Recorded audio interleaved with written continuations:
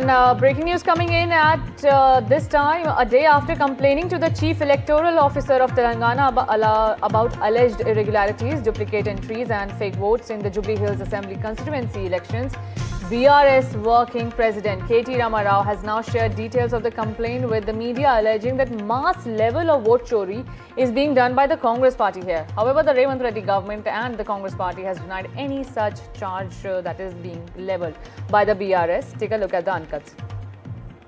मैं राहुल गांधी जी से कहना चाहता हूं, आप संविधान को पकड़ के बिहार में एक यात्रा भी आपने किया। आपने बार बार कहा कि एसआईआर जो है बहुत नाइंसाफी है बिहार की जनता के साथ, वोट चोर गद्दी चोर करके आपने अच्छा लंबा चौड़ा भाषण भी दिया। पर यहां पे तेलंगाना में आपकी सरकार जो है आज वही काम कर रही है। यहां पे तो चोर वोट डलवाने की कोशिश कर रही है। करीब करीब हमारे हिसाब से 23,000 वोट और उनमें से ज्यादातर फेक वोट ही हैं। This gentleman that you see on the screen here, his name is V Praveen Kumar Yadav. He is the brother, younger brother of the Congress candidate Mr. Naveen Kumar Yadav. He has 3 votes, not 1 or 2 but 3 votes, 2 in Jubilee Hills, 1 more in Rajendra Nagar constituency. You can see all the epic numbers. All of you can inquire this. This is all open information. This information is available in public domain. You can go to the website of Election Commission, type in all these numbers. I can send you this presentation. This is house number 118. This house belongs to a Congress leader. I did not want to name him and shame him, so I left it at that, but you can verify and inquire. House number 118, it belongs to a Congress leader. 32 fake votes. 32 fake votes in this one house. Duplication of votes. Where people have more than one vote, itlanti 2,000 examples we gave them. And we also told the Election Commission that 2,000 is as per our research. KTR is under deep frustration because any survey you do in Jubilee Hills, all surveys are pointing towards a landslide victory for Congress. In these circumstances, KTR is making unfounded allegations. There is nowhere any new 23,000 new voters have been registered. It's false. Actually, Election Commission is under the control of the central government. When central government is BJP, BRS and BJP are hand in glove in Delhi. Everybody is aware of it. If at all he has any grouse, he will tell his partner to delete all the names. We have no issues. And my colleague Uma Sudhir is joining me over the phone line. Uma, a very PPT style versus PPT style politics that is brewing now in vote chori allegations that first the Congress party leveled against the central government. Now the BRS is playing the same card. How is the Congress party reacting to it? So like we just played out the reaction of Congress Minister Mr. Gadam Vivek. He is in fact in charge for the Jubilee Hills constituency, and he's alleging that K.T. Rama Rao is in fact frustrated and afraid that the BRS is going to face defeat, and that's the reason why he's listing all this out. But what I must point out is that, yes, you're right, that just like Rahul Gandhi has been making PPT presentations listing out the allegations, KTR has also done that, and the specifics that he has mentioned certainly require answers from the Election Commission, and therefore I would reckon that the Election Commission, like it was mentioned yesterday by the officer, that there will be a deep kind of an inquiry into all of this. The officer had told us that in fact opportunity has been given multiple times. There were no objections raised earlier, but those objections have come now, and therefore the Election Commission will have to answer about, for instance, the Praveen Kumar Yadav triple vote that he's talking about, that he has 3 voter identity cards or votes in 3 different places. Right. Thank you so much, Uma, for joining us with those details. The opposition Mahagathbandhan in Bihar is yet to take a final call on their seat sharing, and if sources are to be believed, a crucial meeting that was supposed to happen yesterday between the heads of the RJD and BJP didn't even happen. Tejashwi Yadav was in Delhi to meet Rahul Gandhi and Mallikarjun Kharge, but he only got an audience with KC Venugopal. Now 3 days are left for the phase nomination, but the deadlock continues in the India bloc. Will they resolve it, or will we see more chaos? My colleague Prabhakar has more details. Take a look. Yeah, exactly. The confusion is still persists in Mahagathbandhan, and we are told that there's a confusion regarding the numbers as well. As far as the NDA is concerned, they have already sealed the numbers around 3 days back, and today the BJP came up with the first list. But Mahagathbandhan so far actually seems to be still in a very confused state. Though 61 is the number which has been offered to Congress, we are told, and that is being confirmed by our sources over there. But the confusion regarding as to which seat goes to which particular party, that still remains an issue to be sorted out. And remember, the 17th is the last date for the nomination filing for the first phase of polls. So you just have 3 more days to go before actually the candidates can go to their respective constituencies and file their nomination. So it's a race against time for them, and they need to settle it ASAP. Otherwise, it would be a big chaos at the last moment. Let's also take a look at what's happening in the BJP camp in Bihar. Well, the BJP has released its first list of candidates for the Bihar Assembly elections. The first list has the names of 71 candidates, including that of Deputy Chief Minister Samrat Chaudhary. Chaudhary will contest the Tarapur Assembly seat. The seat was won by the JDU's Rajiv Kumar Singh in the 2021 by-polls. Minister of Agriculture Vijay Kumar Sinha, who shares the Deputy CM's chair with Samrat Chaudhary, will be defending his Lakhisarai seat. A total of 9 women have been named in the BJP's first list of candidates. Among them are Bihar Minister for Animal and Fisheries Resources Renu Devi, who has been fielded from Betia. But the bigger buzz is outside this list. Allies Chirag Paswan and Upendra Kushwaha post identical tweets. HAM Chief Jitanram Manjhi hints at rift, saying Nitish Kumar's anger is justified. Meanwhile, according to an NDTV exclusive scoop, the BJP has strategized its candidate list, keeping a focus on young women leaders.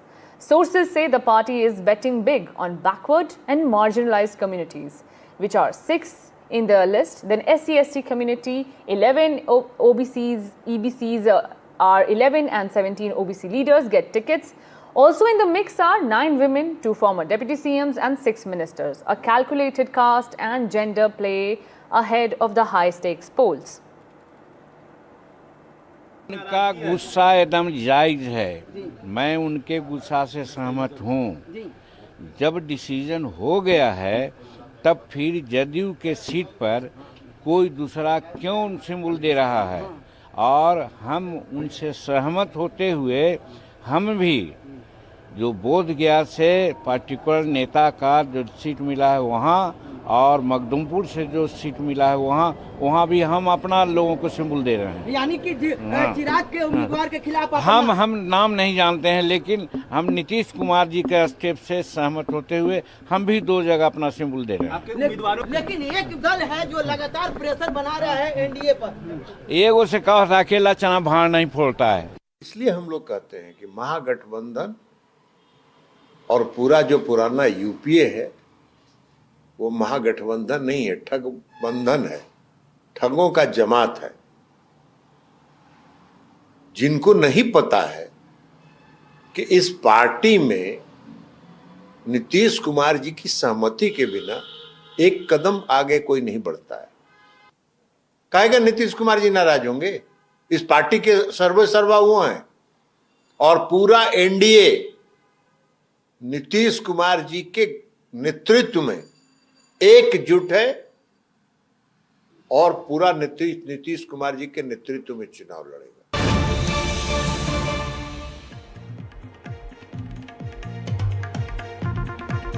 19 people were burnt alive in a horrific tragedy this afternoon when a private bus travelling from Jaisalmer to Jodhpur in Rajasthan got fire.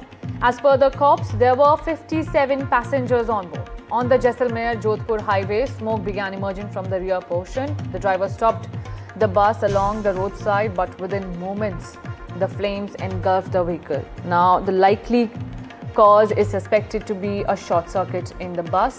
My colleague Vishwas Kumar is joining me over the phone line. Vishwas, do give us more details. So what exactly happened? Actually, this tragic accident occurred around 20 kilometers far from Jaisalmer, near Thayyat village of Jaisalmer.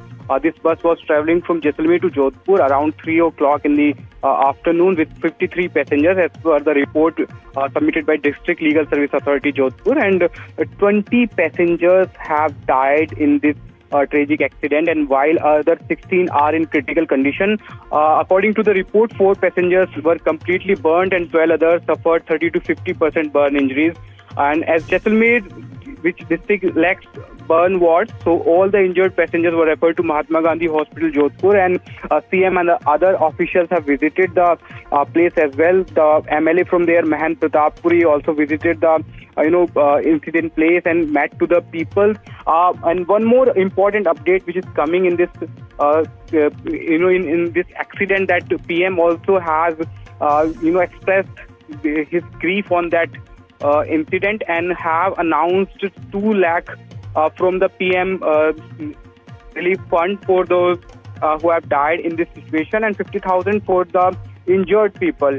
But this tragic accident happened, and one more important update I want to give, that this bus which was departed from Jodhpur at 3 o'clock was registered on 1st of October as well, and it was an AC bus, or I guess the short circuit is the first probably cause of the fire incident. And this fire was so much high and so much large that nothing was left in the bus. All the things have burned. The CM visited the visuals we are getting, which is really horrible, and this kind of situation continuously in Rajasthan. Yeah. Right. Thank you so much, Vishwas Sharma, for giving us all those details.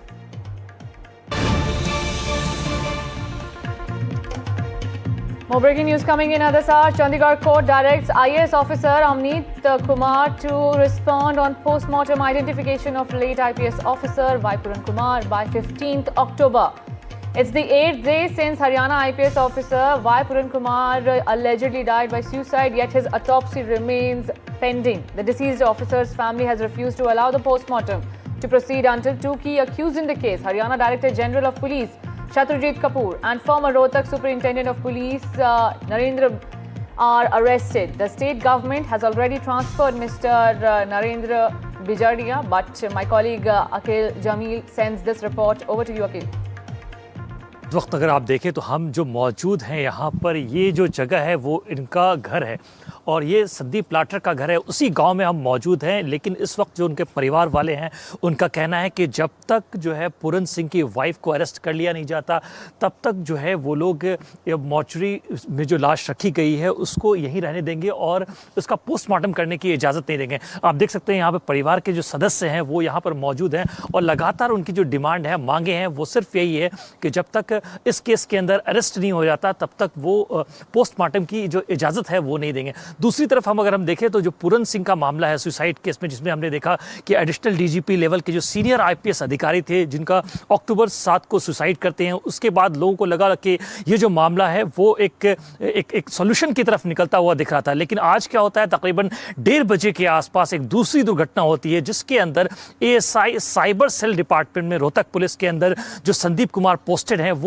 खेत में अपनी service revolver का इस्तेमाल करते हुए खुद को जो है गन शॉट फायर करते हैं, जिसमें उनकी मृत्यु हो जाती है। उसके बाद जब पुलिस की टीम, रोहतक पुलिस टीम वहां पर पहुंचती है तो वहां पर से सुसाइड नोट, 3 पेजों की सुसाइड नोट प्राप्त की जाती है। उसके अलावा जो है एक वीडियो जो है तकरीबन 6 मिनट लंबा वीडियो जो है वो भी उन्होंने रिकॉर्ड किया था। इस वक्त रोहतक पुलिस टीम पूरे मामले की तफ्तीश कर रही है, क्योंकि यहाँ पर जो है बहुत ही जो आरोप लगाए हैं, बहुत ही संगीन आरोप लगाए गए हैं संदीप कुमार के द्वारा। एएसआई संदीप कुमार ने यह भी कहा है कि जो सीनियर एडिशनल डीजीपी लेवल के जो अधिकारी थे पूरन कुमार, वो एक करप्ट अधिकारी थे, उनका ऐसा कहना है, उन्होंने ऐसा एलिज किया। And now a major statement is coming in from the family in ASI Sandeep Lathar's suicide case. The family has outright refused to allow postmortem and funeral rites. Shishpal Arya, cousin of the deceased, demanded that a case be registered and IPS officer Vaipuran Kumar's wife be arrested first. He claimed, and I'm quoting, "My brother didn't die, he was forced to take this step under pressure." The family holds Puran Kumar's wife responsible for ASI Sandeep Lathar's death. Take a look at this report. आत्महत्या की थी तो मरवा गया इसने, इस पर दबाव इतना डाला इन लोगों ने। आत्महत्या नहीं थी, को मरवाया गया इन लोगों ने, इतना दबाव डाला। ईमानदार किसी भी महकमे में अगर ईमानदार आदमी होगा उसके आज के दिन कोई जिंदगी नहीं थी।